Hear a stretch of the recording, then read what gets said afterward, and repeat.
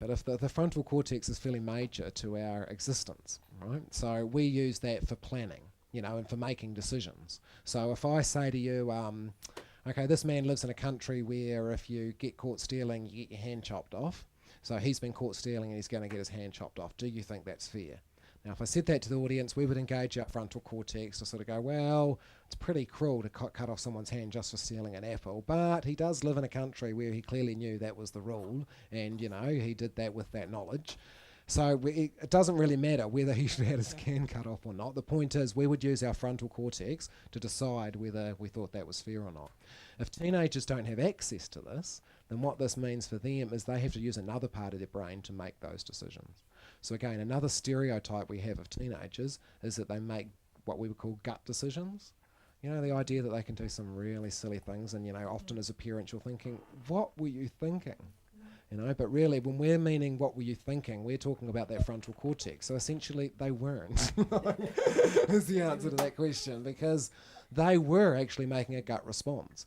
There's a part of your brain called the amygdala that is basically the fear response, right? So if you're walking home from the movies after a scary, it's been a scary movie and you're walking home in the dark and I jump out from a bush and go, boo!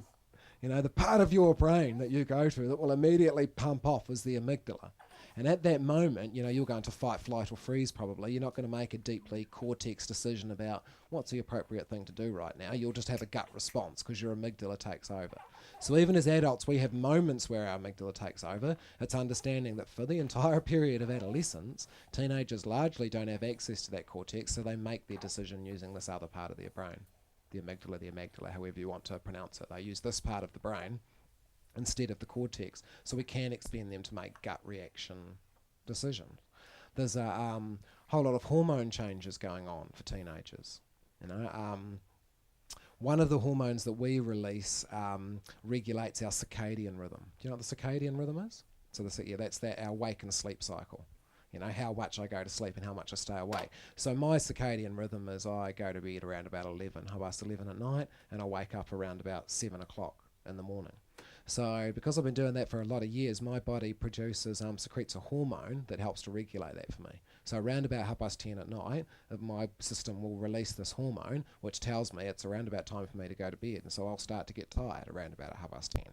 And because that hormone's so regular in being produced, that even when I go out and want to stay out until 3 o'clock in the morning, I can't usually because I'm dead tired by about 1 o'clock in the morning, because that hormone's being released since about 10:30 telling me this is the time you go to bed.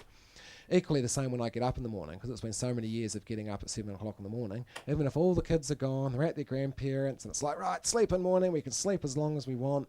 We can't sleep till 12 o'clock in the afternoon, or not unless you go to bed at 10 o'clock. But I can't just sleep until 12 o'clock in the afternoon anymore, because again, that hormone is secreted around about 7 o'clock in the morning to tell me that I wake up about that time. So I can ignore it and stay in bed for a wee bit longer, but I'm probably going to get up at around 8. It's not going to let me sleep for much longer, because this hormone keeps my circadian rhythm regular.